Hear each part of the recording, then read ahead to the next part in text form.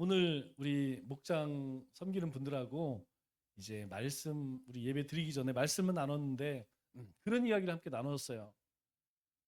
죄를 많이 범한 자가 많이 회개하는 것이 아니라 자신의 죄를 깊이 깨닫는 자가 더 많이 회개한다. 이런 이야기를 나눴어요. 사실 우리는 죄를 많이 지은 자들이죠.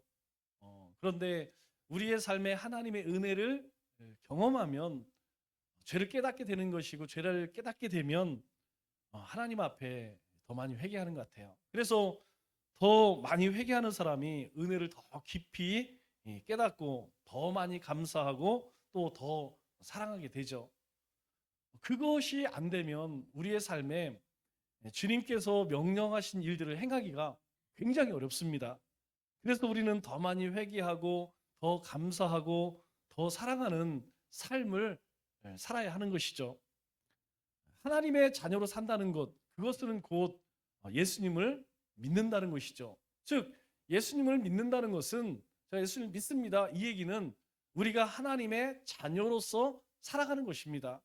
대단히 중요한 것이죠. 그 이유는 예수님께서 하나님의 은혜와 또 진리가 충만하셨기 때문이죠.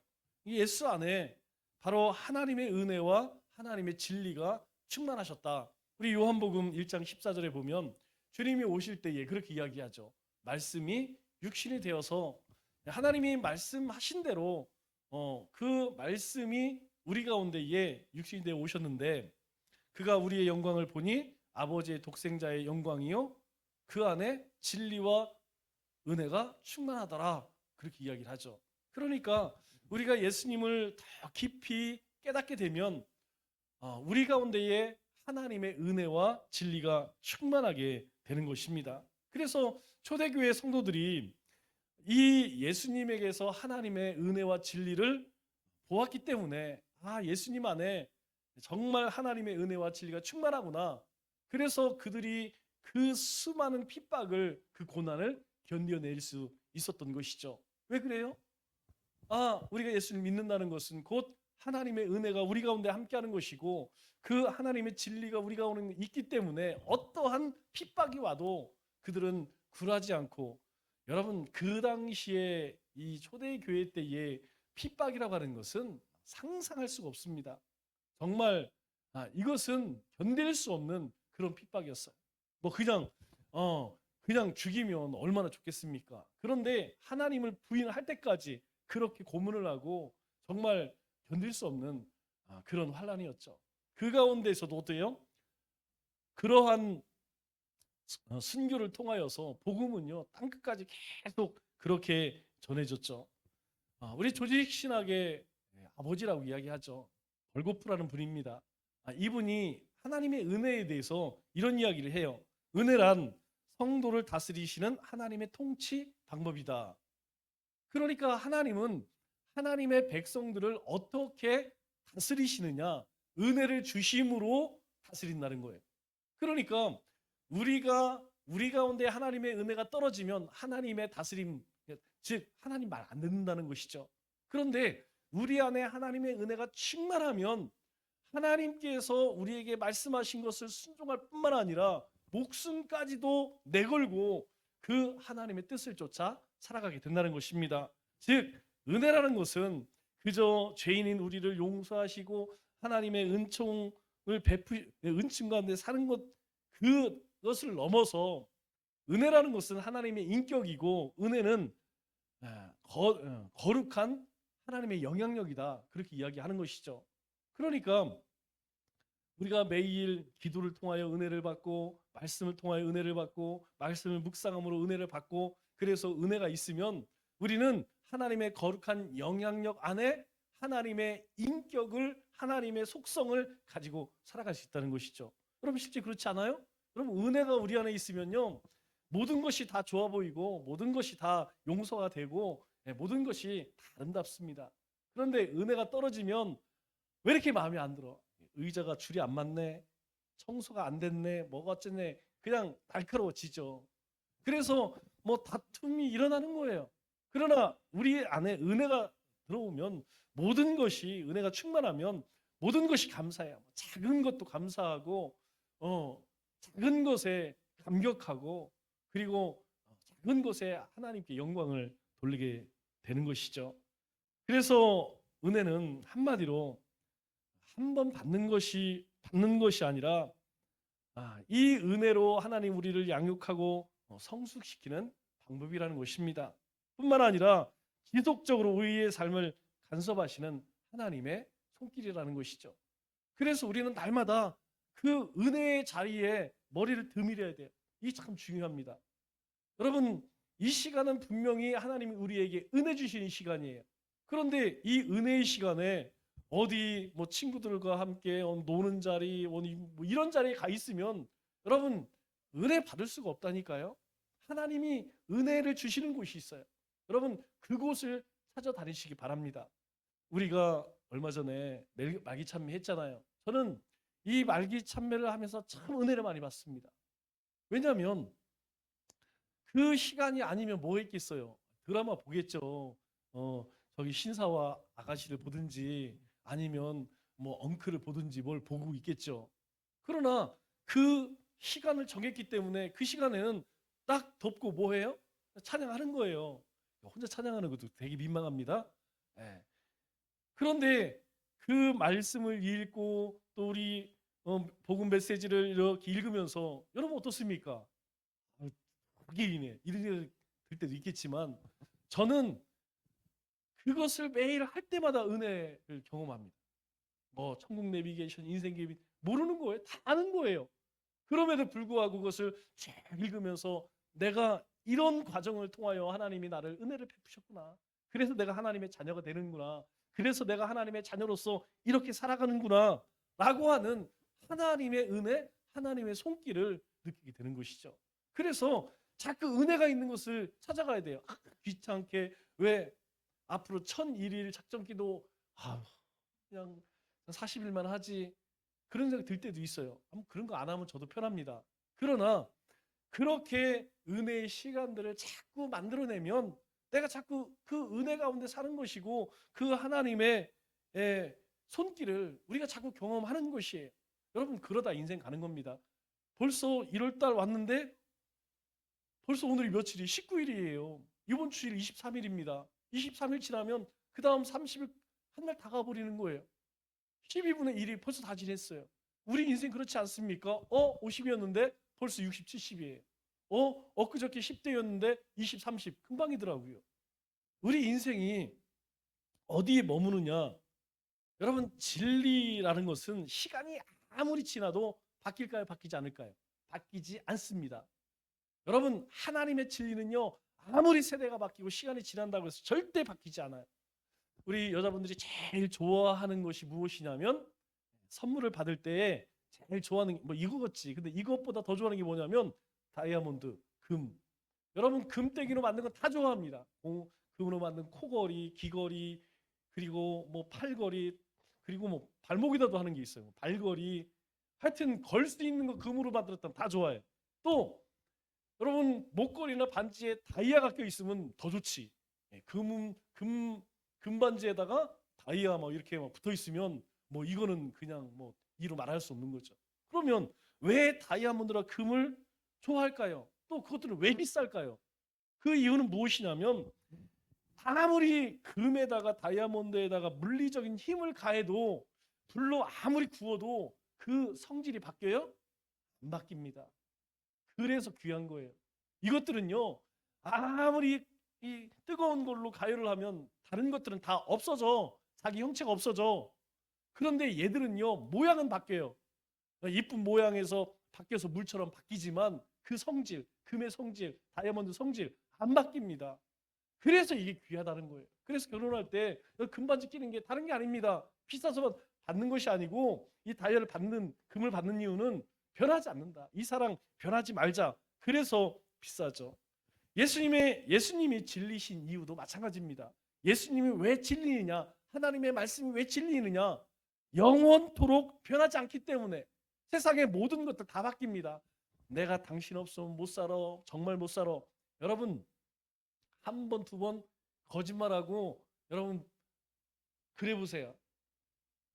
여러분 그거 바뀌는 거 순식간이라니까요. 그냥 한순간 0.1초에 바뀌는 게 사람이라니까요.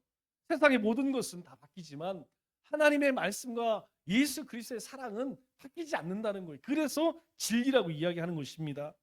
요즘 대선 주자들이 내가 뭘 하겠소 그렇게 공약을 걸죠. 여러분 공약이 뭡니까? 공식, 공적으로 약속하는 것이 공약 아니겠어요? 그런데 그 공약을 우리는 뭐라고 이야기하면 빌공자를 써서 공약이라고 그래요. 아무것도 없는 약속이라는 거예요. 왜? 지금 약속한 뭐에 당선이 되면 지키냐고.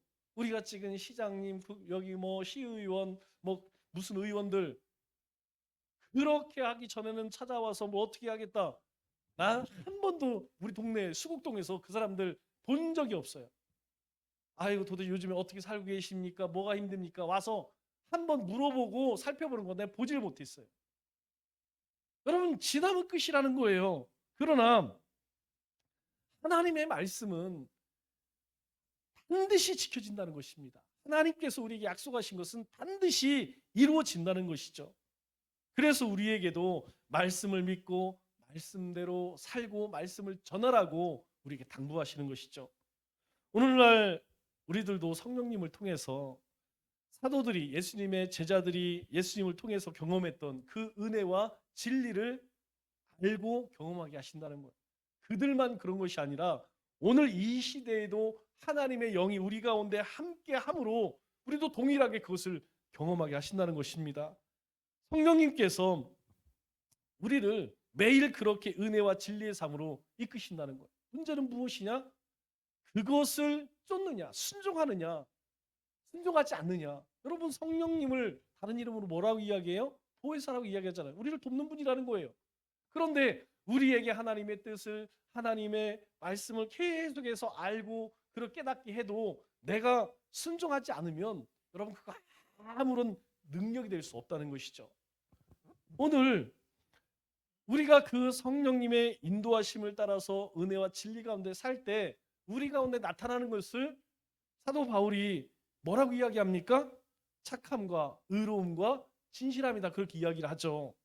우리가 빛의 열매인 이 착함과 의로움과 진실함의 열매를 맺기 위해서 10절에 뭐라고 이야기하죠? 이렇게 이야기했죠. 주님을 기쁘시게 할 것이 무엇인가 시험하여 보라. 여러분 시험하여 보라 이 말의 뜻이 뭐라고 그랬어요? 입증하다, 조사하다, 검사하다, 검증하다 그런 뜻이죠. 여러분 그것을 잘 알고 있었던 것이 누구냐면 다윗입니다. 그래서 다윗이 시편 116편에 이렇게 고백을 합니다. 내게 주신 모든 은혜를 내가 여호와께 무엇으로 보답할꼬? 여러분 같은 말이에요. 하나님이 기뻐하시는 일이 무엇인지 시험하여 보라. 이 말을 다윗은요. 내게 주신 은혜를 내가 무엇으로 보답할까? 내가 어떻게 하나님 앞에 입증할까? 어떻게 증명할까? 어떻게 그것을 보여줄 수 있을까? 그렇게 이야기. 그래서요. 그도 허물이 있죠. 그도 약점이 있었습니다. 그럼에도 불구하고 하나님 마음에 합한 자라는 그런 하나님의 칭찬을 받을 수 있는 자가 되었던 것이죠. 그렇다면 우리의 삶을 통해서 하나님을 기쁘시게 할 것, 그것을 어떻게 입증할 것이냐? 여러분 혹시 주일날 말씀 기억나세요? 다니엘이 뜻을 정했답니다. 여러분 우리 다 그 말씀 들었어요. 그러면서 아마 여러분 마음 가운데 내가 어떤 것을 뜻을 정하겠다. 그렇게 나름대로 결심한 것이 있을 거예요. 그러면 지난 3일 동안에 내가 하나님 앞에 뜻을 정해서 어떻게 살았는가? 여러분 어떻게 사셨죠? 또 하나님이 주신 믿음으로 나는 무엇을 했는가? 그것은 오직 뭘로 증명이 됩니까? 행함으로 증명이 된다는 거예요. 아, 내가 뜻을 정하자 결심했어요. 내가 믿음으로 살자 다짐했어요. 그런데 입증이 안 돼. 왜? 행하지 않으면요. 그것이 아무 소용이 없다는 거예요. 자, 다니엘이 뜻을 정했어요. 그런데 보니까 야, 이거 환관장이나 분위기가 막 살벌해. 야, 이거 잘못하면 진짜 막 풀물에 들어가고 사자굴에 들어가게 생겼어. 여러분, 만일 그렇게 하고 그냥 우리 주는 대로 먹을게요. 아니, 남들 다 하잖아요. 남들 자기뿐만 아니라 다른 사람 다 하니까 뭐 그게 큰 허물이겠어요? 남들 다 하는데 나도 같이 하는 거 전혀 흠이 될 수 없죠. 그런데 그들은 그렇게 하지 않았다는 거죠. 그렇게 하지 않으니까 어떻습니까? 하나님께서 그들을 쓰시는 거예요. 그 바벨론에 이어서 메대 바사, 하나님께서 나라가 바뀌었을지언정 하나님의 사람을 계속 쓰시는 것이에요. 우리가 행함으로 증명할 뿐만 아니라 오늘 11절로 13절 말씀을 보면 하나님은 더 나아가서 우리에게 이렇게 말씀하십니다. 너희는 열매 없는 어둠의 일에 참여하지 말고 도리어 책망하라. 첫째, 어둠의 일에 너희가 참여하지 마라. 둘째, 그들이 은밀히 행하는 것들, 즉 세상 사람들, 하나님 모르는 사람들이 행하는 것들은 말하기도 부끄러운 것이다. 그러나 책망받는 모든 것은 빛으로 하나님 말씀으로 예수 그리스도로 말미암아 다 드러난다는 거예요. 그 드러나는 것은 빛이니라 이렇게 이야기합니다. 즉 우리는 하나님의 자녀이기 때문에 열매 없는 어두운 일, 악한 일, 더러운 일, 부끄러운 일에 참여하지 말라. 그래서 그리스도인들에게는 아주 중요한 질문이 있어요. 그것이 무엇이냐면 어떤 일들을 행하기 전에 반드시 우리가 물어볼 것이 무엇이냐면 주님이시라면 어떻게 행하실까? 저는 항상 많은 생각 끝에 마지막 결론은 그겁니다. 마지막에 주님이시라면 어떻게 했을까? 우리 박 여사가 안 왔으면 얘기하려고 했는데 와갖고 얘기를 못 하겠네요. 여러분 죄를 지은 사람이 있어요. 악한 사람들이 있어요. 여러분 그 사람에 대해서 분하죠. 막 분노가 치밀어오고 그냥 정말 우리 말대로 법대로 하고 싶죠. 그런데 주님이시라면 어떻게 했을까? 여러분 우리가 예수님 하나님의 사람이 아니면 믿는 사람이 아니면 그런 생각 할 필요 없죠. 법대로 하면 돼요. 그러나 우리는 그게 아니라니까요. 주님이시라면 어떻게 했을까? 주님이 어떻게 했어요? 간음의 현장에 찾아온 마땅히 죽어야 합니다. 그런데 너희 가운데 죄가 없다면 돌 던져. 해봐. 만일 너희가 정죄하면 너희도 정죄받을 거야. 그 얘기 아니겠어요? 여러분 우리의 삶에서 모든 일들이 마찬가지입니다. 주님이시라면 어떻게 하셨을까? 이거 생각하면 우리가 무엇을 결정할지 무엇을 선택할지 그리 어렵지 않다는 것이죠. 그러면 열매 없는 어둠의 일이 무엇입니까? 육체의 일이죠. 여러분 어둠의 일은요 99.9%가 육신의 일입니다. 육신의 일 가운데에서 하나님이 기뻐하시는 하나도 없다는 것이죠. 이런 육체의 일들은 은밀히 행하는데 그것은 다 뭐예요? 부끄러운 일이다 이렇게 말하고 있어요. 그래서 3절에 우리가 살펴보았단 말이죠. 음행과 온갖 더러운 것과 탐욕은 너희 중에 그 이름조차도 입에 올리지 말라는 거예요. 왜? 이는 성도에게 마땅한 바라. 우리는 하나님의 거룩한 은혜를 입은 자이기 때문에 이러한 것을 우리가 부르는 것조차도 하나님은 허용하지 않으신다 그렇게 이야기합니다. 여러분 우리 가운데에 나도 모르게 툭 튀어나오는 저주의 말들이 있어요. 우리 가운데도 분명히 있습니다. 그러나 여러분 우리가 의식하지 못하기 때문에 나오는 것이지 우리가 의식한다면 깨달았다면 안다면 여러분 그렇게 하지 말라는 거예요. 왜? 우리는 성도 거룩한 백성이라는 것이에요. 거룩한 백성이기 때문에 마땅하다는 겁니다. 그렇게 하는 것이 특별한 게 아니라는 거예요. 그것이 아주 당연한 것이다. 그렇게 이야기해요. 여러분 육체의 일에 열매가 있을까요? 없습니다. 그러나 성령의 일에는 열매가 있다는 거예요.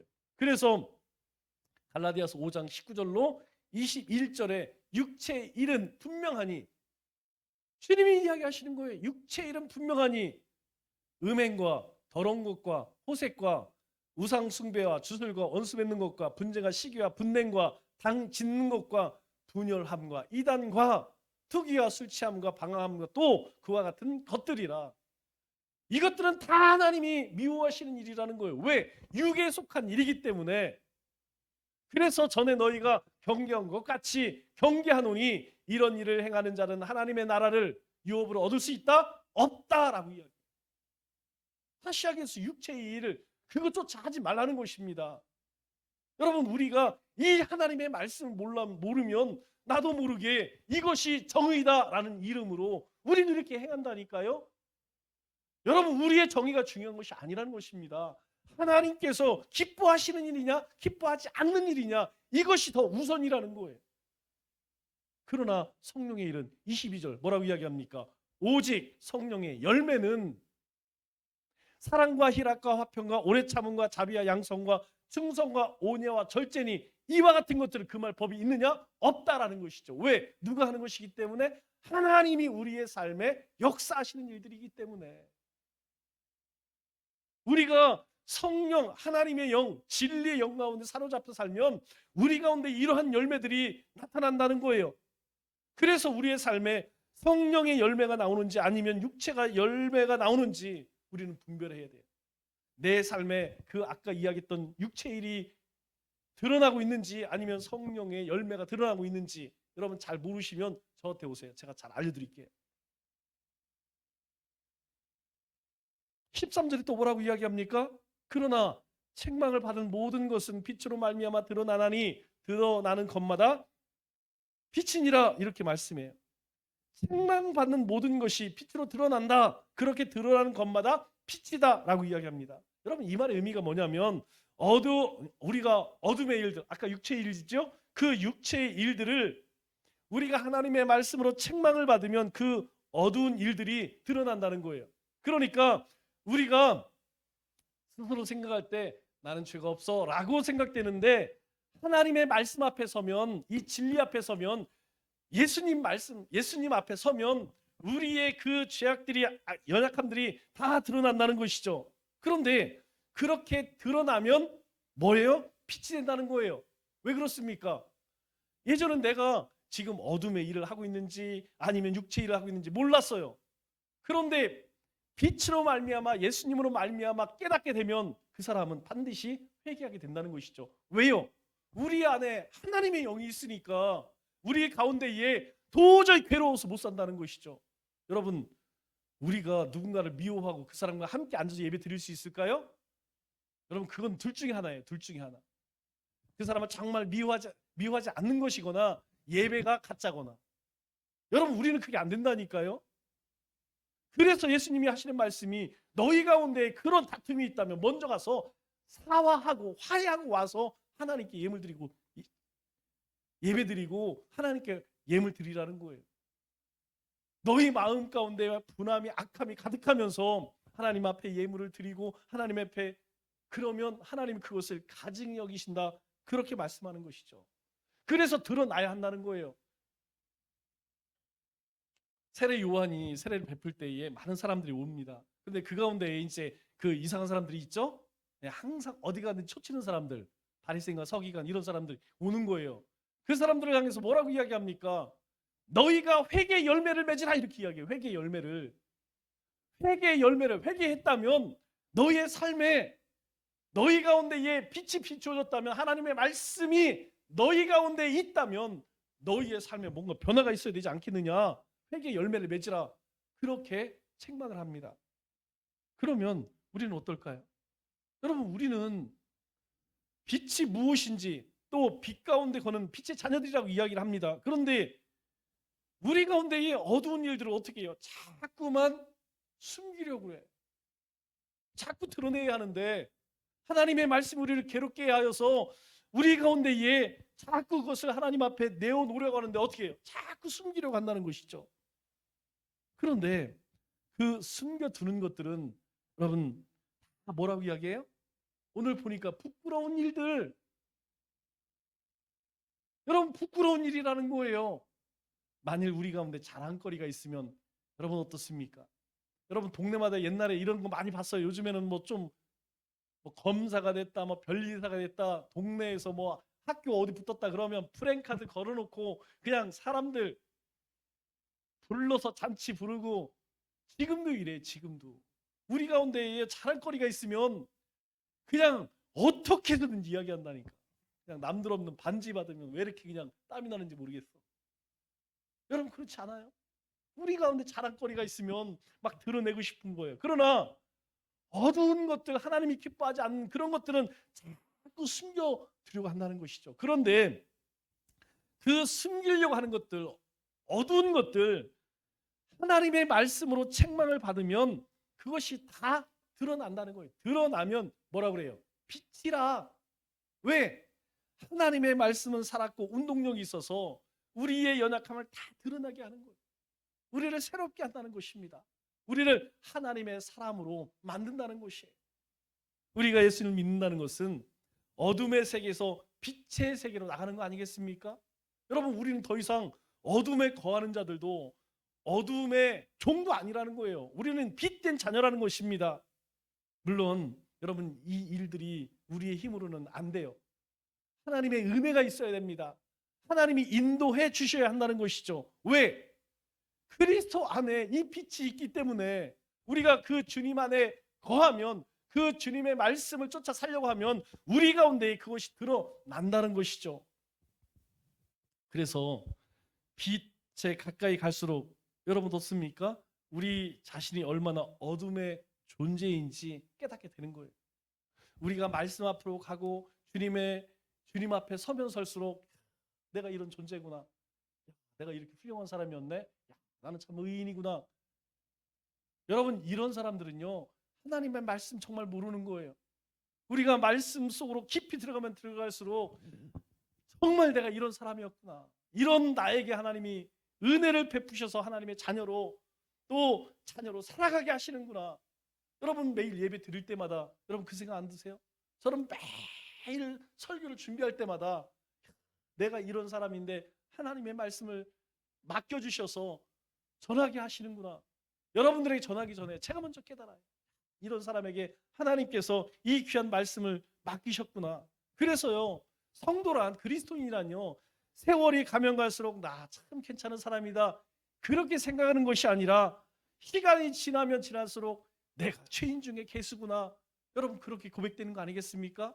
사도 바울 고백 보세요. 디모데전서 1장 15절 말씀을 보니까 뭐라고 이야기하냐면, 그리스도 예수께서 죄인을 구하시려고 세상에 임하셨다. 내가 그것을 깨달으니까, 내가 그것을 알게 되니까 죄인 중에 내가 괴수니라. 이전에는 몰랐어. 나는 정말 하나님의 일을 위해서 그냥 예수 믿는 사람들 잡아다 감옥 쳐놓고, 그리고 죽이는 데에 동의를 하고 그런 삶을 살았는데, 예수님이 죄인인 나를 구하러 오셨구나, 그거 깨닫게 되니까 죄인 중에 나 같은 죄인이 없는 거예요. 여러분, 이 편지를 디모데에게 쓸 때에 이미 그는요, 사마리아와 그리고 소아시아와 저 마게도니아 건너가서 막 복음을 전하고 수없이 매 맞고 핍박당한 그때였어요. 여러분, 그쯤 되면 나는 할 만큼 했어. 나는 하나님 앞에 내가 할 만큼 했어. 여러분, 그런 생각 안 들었을까요? 우리 같으면 그런 생각 들을 것 같아요. 저 같으면. 그런데요, 그럼에도 불구하고 그 복음을 생각할 때마다 뭐라고 이야기합니까? 죄인 중에 내가 괴수구나. 여러분, 이것이 그리스도의 삶이라니까요. 물론 다른 사람들이 볼 때는 분명히 뭔가 달라졌겠죠. 예전보다 굉장히 인격적으로나 성숙되어졌겠죠. 하지만 정작 본인은 죄인 중에 괴수로 드러나는 것이 바로 어둠에서 빛으로 나간 자의 고백이라는 거예요. 그게 우리의 고백이라는 거예요. 이런 사람들이 교만할 수 있을까요? 여러분, 이런 사람들이 세상에 헛된 것을 쫓을까요? 여러분, 이런 사람들이 말씀에 불순종할까요? 이런 사람들이 시기하고 미워하고 분쟁을 만들까요? 아니라는 것이죠. 이게 오직 주님의 십자가 외에는 자랑할 것이 없다, 그렇게 고백하는 어둠에서 빛으로 끌려 나온 사람들의 고백이고 삶이라는 것입니다. 그래서 8절에 뭐라고 이야기했죠? 이렇게 이야기합니다. 빛의 자녀이다. 너 전에는 어둠이었더니, 너희가 전에는 그런 거 할 수 없는 그런 사람들이었다는 거예요. 그러나 이제는 주 안에서 빛이라, 빛의 자녀들처럼 행하라. 우리에게 그렇게 말씀. 여러분, 콩 심는데 뭐가 나요? 콩 나는 거예요. 팥 심는데 팥 나는 것입니다. 우리가 빛의 자녀이기 때문에 우리 가운데 착함과 의로움과 진실함 드러나는 것은 너무나 당연해요. 우리가 예전에 저기가 있었죠. 프리즘. 여러분, 프리즘에 빛이 쫙 들어가면 어떻게 해요? 그 빛이 쫙 퍼지면서 빨주노초 파남보 무지개색이 딱 나오죠. 여러분, 초등학교 때 다 실험했어요. 그럼 마찬가지라는 겁니다. 주님께서 우리 가운데 오셨기 때문에 우리 가운데 뭐가 나타나는 거예요? 착함과 의로움과 진실함이 우리의 삶 가운데 나온다는 것이죠. 왜 그래요? 주님이 우리 가운데 들어오니까, 빛이 들어오니까 그 빛 가운데에서 이러한 아름다운 것들이 나온다는 것이죠. 그래서 주님께서 우리에게 14절에 뭐라고 이야기합니까? 이렇게 이야기하죠. 잠자는 자여 깨어 죽은 자들 가운데에서 일어나라. 잠자는 자여 일어나라. 그리스도께서 너희에게 비추시니라. 그리스도께서 생명의 빛을 너희 가운데 비추시느니라. 여러분, 지금 이 얘기를 누구한테 하는 거예요? 에베소 성도들에게 이야기하는 것입니다. 지금 에베소 성도들이 잠자는 자와 같이, 죽은 자와 같이 그렇게 지금 살아가고 있다는 거예요. 여러분, 잠자는 자는 죽은 자와 동일한 의미입니다. 죽은 자라는 얘기, 죽은 자들. 지금 주님께서 사도 바울을 통하여 에베소 성도들에게 너희 죽은 자들이여 깨어나라, 깨어나라, 정신 차려라. 이 시대에 많은 그리스도인들이 잠자고 있어요. 여러분, 무엇을 통해 아는지 아세요? 하나님이 우리에게 주신 사명을 보면 압니다. 우리 가운데에 누구를 만나든 예수 믿으세요? 혹시 교회 다니세요? 그러구나. 여러분, 그렇게 자꾸 복음을 전하고 싶은 생각이 들으면 나는 잠자는 자가 아니라 깨어있는 자예요. 그런데 친구를 만나든 누구를 만나면 야, 너 옷 어디서 샀니? 야, 너 신수가 환해졌다. 너 어디서 마사지 받았니? 너 무슨 제품 쓰니? 여러분, 아직도 그런 것밖에 생각나지 않는다면 잠자는 자요. 잠자는 자라는 거예요. 이것을 깨닫지 못하면 그 사람은 죽은 사람과 전혀 다를 바가 없다는 것입니다. 영적으로 죽은 자의 특징이 뭡니까? 영적으로 죽은 자의 특징을 앞서서 2장 2절 3절에 이렇게 이야기했죠. 세상 풍조를 따르고 공중권수 자를 닦고 3절에 육체 욕심을 따라 지내며 세 가지 세상 품수 쫓고 공중권세 마귀 사탄에게 사로잡히고 육체 욕심을 쫓아 살게 된다는 것이죠. 그런데 그런 자들은 본질상 진노의 자녀였다라고 이야기해요. 그렇게 산다면 그 사람은 틀림없이 하나님의 진노의 자녀라는 거예요. 우리 안에는 예수님의 생명이 있습니다. 여러분, 그 생명 어디로부터 왔어요? 예수 그리스도의 생명의 빛을 우리가 받았기 때문에 우리 안에 그 생명빛이 있어요. 그래서 이사야 60장 1절에 뭐라고 이야기합니까? 일어나 빛을 발하라. 왜? 우리 안에 빛이 있으니까. 이는 내 빛이 이를 얻고 여호와의 영광이 내 위에 임하였느리라. 여러분, 우리는 예전에 빛을 발할 수가 없어요. 어둠 가운데 사는데 무슨 빛을 발해요? 그런데 빛이 우리 가운데 임했고 영광이 우리 가운데 임했기에 일어나서 그 빛을 비추어라. 이 말의 의미가 무엇입니까? 세상에 나아가서도 빛처럼 살아라. 너희가 빛의 자녀이기 때문에 빛의 자녀로 사는 것, 빛의 사자들로 사는 것, 그것이 바로 우리의 사명이다. 그렇게 말씀하는 거예요. 말씀을 맺겠습니다. 우리 주님께서 기뻐하시는 일이 뭘까요? 주님이 기뻐하시는 것은요, 주님의 뜻대로 살아가는 것입니다. 우리의 자녀들 부모님의 말씀대로 순종하며 사는 것, 부모님의 기쁨이에요. 그것은 어둠의 일에 참여하지 않는 것이고 빛의 열매를 맺는 것입니다. 아직도 죽은 자와 같이 우리의 영과 육이 잠자고 있다면 여러분, 깨어 일어나야 한다는 거예요. 그리고 어두운 세상에서 주님의 빛으로, 그리스도의 빛으로 빛을 비춰야 한다는 것이죠. 남은 3일 우리의 삶에 일어나 빛을 발하여 하나님이 우리에게 주신 사명을 잘 감당하는 우리 믿음의 권속들 다 되시기를 주님의 이름으로 축원합니다.